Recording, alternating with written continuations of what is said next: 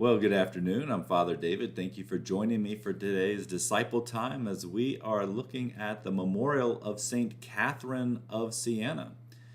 And so she is a virgin and doctor of the church, and St. Catherine is the patron saint of nurses, also the patron saint of illnesses, of miscarriages, and against fires. And I'll talk about that here in a minute, as that's a strange thing to add to that mix. But working her way towards becoming a fully registered nurse, I was thinking about my daughter Riley when I was looking at St. Catherine here and all the work that she's going through and her job as she's currently working as a CNA, helping care for people who have had recent surgeries and that sort of thing. And so as my daughter also deals with a lot of patients that are struggling with various flus and sicknesses, I thought this would be a good saint for her. So, when I discovered that St. Catherine had cared for people during the plague and stuff like that, I went online and I ordered my daughter Riley a wonderful necklace with the St. Catherine's medal on it, and then it has also the medical symbol attached to it. And as a dad and a priest, I couldn't think of a better way to support Riley in her nursing journey than with my ongoing prayers and the prayers of friends, families, and saintly intercession where that's appropriate. And secretly, of course, as a dad, I'm hoping this will help Riley in her spiritual journey as well, as that is a big piece of being in the health field, I think, is a spiritual aspect, bedside manner, care, compassion, that sort of thing. It goes a long way in the nursing field. Now, St. Catherine was born in 1347 and died in 1380 and was known for her mystic visioning and her Dominican spirituality. So St. Catherine is the patroness, as I said, of fire, against fire, because her sister actually saw her in prayer in the kitchen, engulfed in flames from the stove. When she was then pulled out, there was no evidence of burn marks on her body. That's the tradition of the account. And so she was named the patron saint against fires. And she stayed celibate despite her parents trying to get her to marry, but rather than joining a convent, she became a third order Dominican. And then at age 21, she is recorded as having experienced what she calls a mystic marriage with Christ, wherein she was told by Christ to re-enter society and then to engage in acts of compassion. And after that, she began helping in hospitals and caring for the sick, and even became active in helping the church broker deals between warring Italian city-states to help Pope Urban VI to kind of get a hold of the church during that time. And she's also been declared the co-patron, along with St. Francis of Assisi, of Italy. And so I thought that was pretty cool. I did not know that about her. And as our focus this week is contamination is transcended by dedication, I think Catherine is pretty awesome. She dedicated herself to fighting against the contamination of the plague and the contamination of disunity within the church.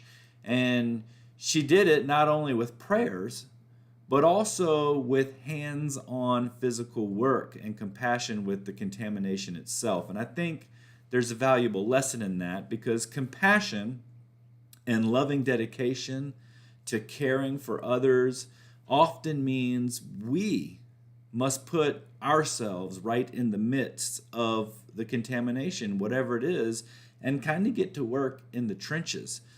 To pray is great, and we need people to pray, but we also need people that are willing to go into some of these places and actually do the compassionate work.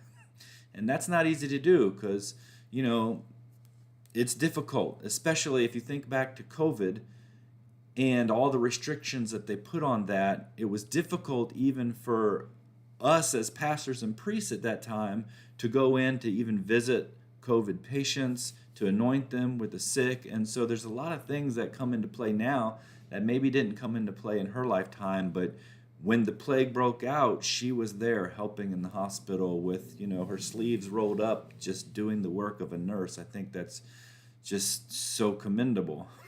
And Christ is another example of this. He explained the process of co-partnering with him in the great work of helping and loving others, and just kind of bringing some restoration to reality. See, when we're born of the Spirit and we're empowered to do the work of Christ in the world, Christ explains that, this is going to probably mean that we're going to be bearing a cross of some sort. We're going to have to get dirty, get down in the trenches. And Christ is explaining this to Nicodemus in today's gospel in John chapter 3, verse 7b through 8. He's talking about the idea of being born above and being born into this work of co-partnering. And Jesus said to Nicodemus, "You must be born from above. The wind blows where it wills, and you can hear the sound it makes, but you do not know where it comes from or where it goes. So it is with everyone who is born of the Spirit." And Nicodemus is kind of confused, but Christ is surprised himself, really, that a spiritual teacher of Israel is kind of unaware of this being born from above concept. And Christ goes on to explain it all. And then he reveals to Nicodemus that the cost of co-partnering with God, which for Christ would mean rejection by the establishment and brutal death on the cross, it's kind of the same fate that all Christian disciples meet.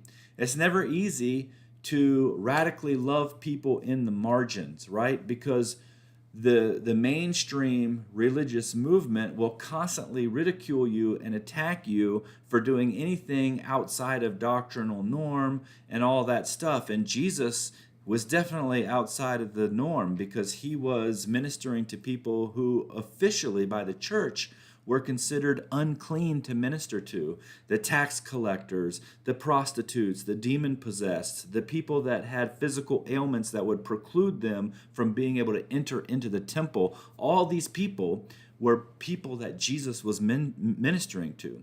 And so when we step out of the mainstream and we engage people in the margins, oftentimes this comes with a cross that we have to bear as that agent of compassion. And so Jesus was kind of talking about this to Nicodemus, and it's obvious that Nicodemus is aware of this because he's meeting Jesus in the concealment of the darkness. He's meeting him at night. And but this is the work. This is the work of transcending contamination in the world with love and dedication and compassionate work, like real great work, right? So it's all about hands-on love and compassion. And so what is our application for the journey this week? I think it's this. Don't be afraid to go where you're called, right? Especially if other people think it's wrong or dirty, or the people you're ministering to are bad or unclean from a mainstream perspective, because that is what we're called to do. We're called to go into the trenches, go to the marginalized, go to those places that nobody wants to go, and to do the work of God. And that work is love. It's love and compassion. That's it. So thank you for joining me today as we've looked at a great example of this, St. Catherine of Siena. We will see you next week.